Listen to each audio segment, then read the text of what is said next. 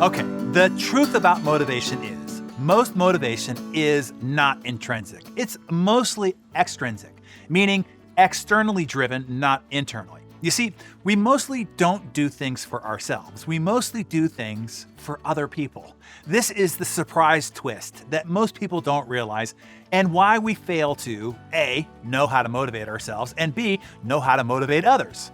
The most powerful human motivators fall into one of four main motivators. If you are in a position of management or leadership, you want to listen very carefully, okay? And that includes you parents. Be thinking about how you can use these four motivations to better engage the people that you lead. These are the real factors that get people off their butts to get up to go do things, okay? These are what work when wanting to just isn't enough. These are the true reasons for believing something is worth doing and then for actually taking the action to do it. The first great motivator is recognition from peers. Why do soldiers in wartime give up their lives during combat? Why do they do it? Why do they sacrifice themselves, their lives even? Is it because of patriotism? Is it the belief in the cause that they're fighting for? Is it out of the fear of being court-martialed if they don't?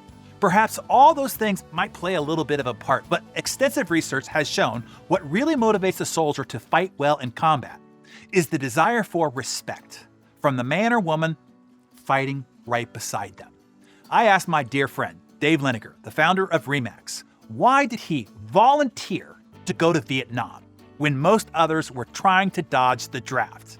And then, why did he volunteer to go back 4 times? Even after the war became unpopular at home and the mission of the war unclear and convoluted, Dave replied briskly, "I went back for my brothers." He repeatedly put his own life at risk to get hazardous duty pay as an E4 senior airman, which amounted to, as he said, poverty wages. He didn't do it for the pay. He didn't do it for the mission even. He did it for his peers, for his brothers in arms. As a leader, how can you facilitate more praise, appreciation, and recognition from the peers of your teammates? In our culture, we have several systematic ways that we do this. Team Wows on Fridays is one of them. Votes for who had the best demonstration of each of our 12 A-team attributes that we do on a quarterly basis. Who do you want to be more like on the team and why? And much more. So the second great motivator is this: recognition from authorities or mentors. I can tell you in my own life, this has been an incredibly important factor, maybe the most important factor for me. First, it was my father. Growing up, all I ever wanted to do in life was to make my dad proud. This motivation ran deep, and it drove me hard. All my early success is due to that motivation and drive, up until I was probably age 24. I didn't succeed for me, I was succeeding for him, to prove that I was worthy of his respect and love, and to not disappoint. Later, it became mentors like Jim Rohn and Paul J. Meyer and others. To not neglect this very valuable and very strong motivation in yourself and others as a leader would be foolish. It's why, as a leader, I have sent Father's Day cards and Mother's Day flowers to the mothers and fathers of my team members to communicate how much I appreciate how terrific of a job they did raising such an amazing human being. But I did it primarily for my team member, knowing it is probably their parent whom they care most about making proud. As a leader, think about how you can do something similar. The third great motivator is your family, and in many ways, it's the most powerful. Although the approval of peers and experts may be most important in your career, in your personal life or in your life as a whole, nothing can compare with the motivation you have to protect and to do right by your family. The sacrifices that parents make, often at their own great self-sacrifice, to provide a life of happiness, safety, and abundance for their children is truly remarkable and awe-inspiring. I never cease to be amazed. To do or not do is never even considered. So writing down your reasons why is unnecessary because to parents, no pep talks are needed. It's encoded into their DNA. As a leader, it's important to know people, especially guilt-riddled parents, will often not do for themselves. They might not do to achieve their goals, pleasures, and rewards, but they will do to achieve the goals, pleasures, and rewards of their prodigy, oh, watch out. If you want to light up a mom or a dad like a Roman candle, involve rewards for their family. And the fourth great motivator, you can say it is related to the desire to benefit the whole family, the whole of the human family. You could say it's the desire to benefit us as an entire species.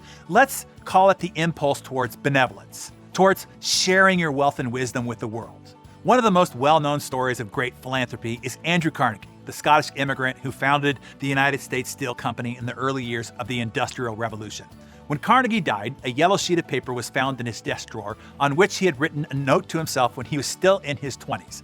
This note set forth the main goal of his life, and it read, "I'm going to spend the first half of my life accumulating money, and I'm going to spend the last half of my life giving it all away." Did this impulse towards benevolence or towards sharing his wealth with the world and forevermore being remembered for it prove to be a strong motivator for success? Well, during the last 2 decades of his life, Carnegie gave away around $350 million, roughly $5.5 billion today, to charities, foundations, and university. He built Carnegie Hall in New York City and founded libraries in hundreds of small towns all across America. His article in 1889, proclaiming the gospel of wealth, called on the rich to use their wealth to improve society, and it stimulated a wave of philanthropy. The chance to make a difference and to leave a lasting impact is a powerful motivator for sure. It's why we work so hard here on the A-Team. It's why we exist. It's why I founded Darren Hardy LLC. Our mission statement is to positively influence influencers, to help leaders and high achievers like you make your impact so your ripple effect can positively change the world. So leaders, ask yourself, how can you ignite these powerful motivators in those that you lead? When you step back and look at all 4 of these great motivators, what you will quickly realize is they all involve other people, whether it is peers, mentors, family members, or members of the whole human race. It's ironic, isn't it? This thing that is supposed to be derived internally, intrinsically, to drive you to achieve your goals, your selfish dreams and desires, are mostly all for other people, are mostly all extrinsic in motivation. It's fascinating, right? So leaders, how does this change your approach to motivating others? And achievers, how does this change your approach to motivating yourself? Think about it.